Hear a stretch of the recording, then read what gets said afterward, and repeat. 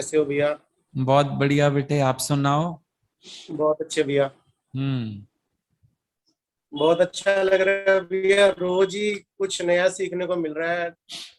मतलब इतनी डीप में सीखने को मिल रहा है, जहां तक मतलब कभी सोचा नहीं था, कभी वहां तक मतलब सोचा नहीं था कि ऐसा भी हो सकता है। जैसे अभी 2 दिन पहले आप बता रहे थे ना, भगवान अपने भक्तों को 3 टोल भेजता है। वो वाली बात बहुत अच्छी लगी कि दुख आ रहा है, गरीबी आ रही है, निंदा हो रही है, उसके अंदर भी पॉजिटिव कैसे देखना है, और कैसे मतलब दुख से और गरीबी में भी मतलब भगवान की अमीरी मिल रही है। और कैसी भी परिस्थिति हो, मतलब सुख है, दुख है, गरीबी है, मान अपमान, हर चीज के अंदर मतलब भगवान को कैसे अपने नजदीक महसूस कर सकते हैं। विपरीत परिस्थितियों में भी मतलब भगवान उल्टा हमारे और करीब हो जाता है।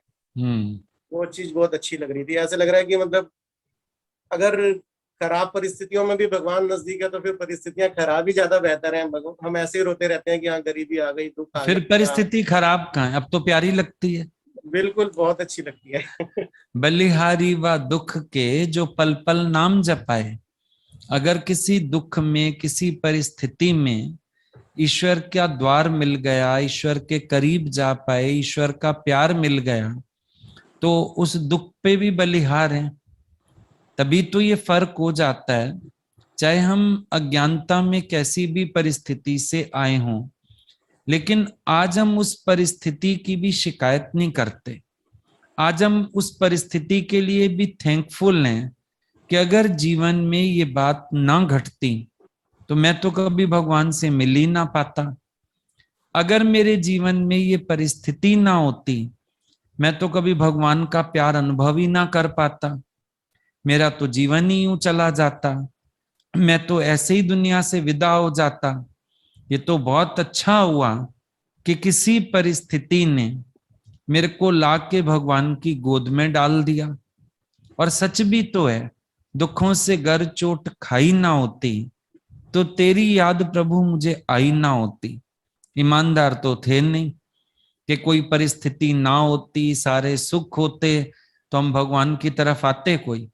फिर तो हम मस्त होते, पार्टियां करने में मस्त होते, घूमने फिरने में मस्त होते, ऐश इशरत में मस्त होते। अच्छा हुआ दुख रूपी थप्पड़ ने कम से कम मुझे जगा तो दिया। कभी कभी बुरा सपना देखता है इंसान तो आंख खुल जाती है एकदम। बुरे सपने जगा देते हैं ना, और देखते हो टाइम, अरे उठने का तो टाइम ही हो रहा था।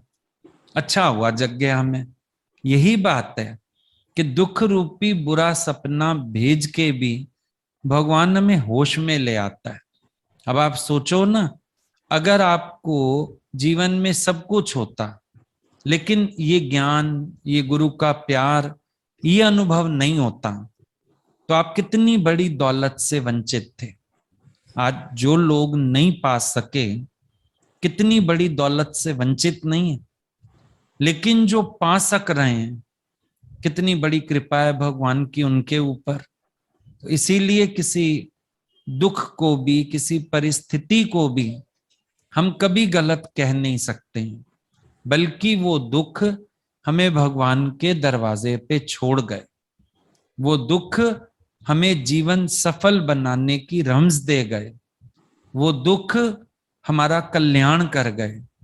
तो हम उन दुखों की भी शिकायत नहीं करते, हम उन दुखों के लिए भी दुखी नहीं होते। हम उन परिस्थितियों के लिए भी भगवान का धन्यवाद करते हैं कि शुक्र है परमात्मा, तुमने अपना प्रेम देने के लिए। अभी बच्चे आपके छोटे हैं, अगर समझो वो बाहर खेलने गए, होमवर्क ही नहीं कर रहे, लौट के ही नहीं आ रहे, तो आप क्या करते हो? थप्पड़ भी लगाते हो। घर नहीं आएगा, पढ़ेगा नहीं, पापा के पास बैठेगा नहीं, थप्पड़ लगाना भी अच्छे के लिए। कभी कभी भगवान दुख रूपी थप्पड़ लगाता है क्योंकि हम गली में खेलने में मस्त थे। संसार की गली में हम खेलने में मस्त हो गए, याद ही नहीं मेरा कोई घर भी है, मेरा कोई माता पिता भी है। तो भगवान उस माँ बाप की तरह आके एक थप्पड़ लगाता है, कहता है मेरी तरफ भी तो देख, मुझे भी तो जान। एक बार एक सेठ का मन हुआ, संत के पास जाता था वो, तो संत लोग तो रोज ही दया करुणा प्यार वाली बातें बताते हैं।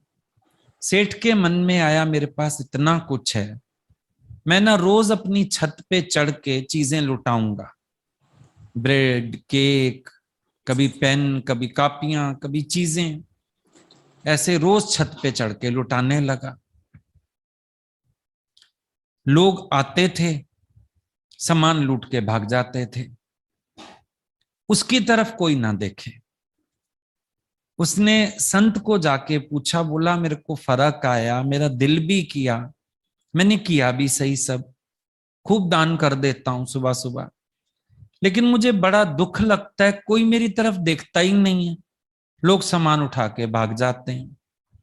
संत ने युक्ति दी, अगले दिन समय हुआ सामान फेंकने का, उसने पत्थर मारने शुरू किए ऊपर से। अब सबने ऊपर देखा, भाई पत्थर क्यों मार रहा है, पत्थर क्यों मार रहा है। खुश हो गया, बोला तो आज देखा तो तुमने, तो देखो जब भगवान भी लुटाता है ना दांत, हम उसकी तरफ नहीं देखते, सामान बटोरते हैं, तो भगवान जानबूझ के एक आधा ईंट फेंक देता है, लो फिर पत्थर मार देता है, कम से कम घूरने के लिए देखते तो पत्थर क्यों मारा। तो भगवान कहता है तू मेरे को देख ही नहीं रहा था भाई, इसलिए पत्थर मारा। तो इसीलिए परिस्थितियां भी सब बहुत अच्छी हैं। मैं कह रहा हूँ बचपन से यही सुनते आ रहे थे कि राम जी ने रावण को मारा, राम जी ने रावण को मारा, लेकिन जितना डिटेल में आप समझाते हो ना कि राम जी ने रावण को नहीं मारा, राम जी ने रावण के पीछे छुपी हुई बुराई को मारा। राम जी ने मतलब रावण को राम जी ने नहीं मारा, रावण के जो पाप कर्म पाप, थे उसकी वजह से वो मरा। जी जी, वो सारी डिटेल जैसे आप बताते हो आज तक कभी किसी ने नहीं समझाई थी, वो सब चीजें भी बहुत अच्छी लगती है। शाबाश, बहुत बढ़िया, ठीक है बेटे, God bless you. Thank you भैया जी, थैंक यू सो हाँ। मच।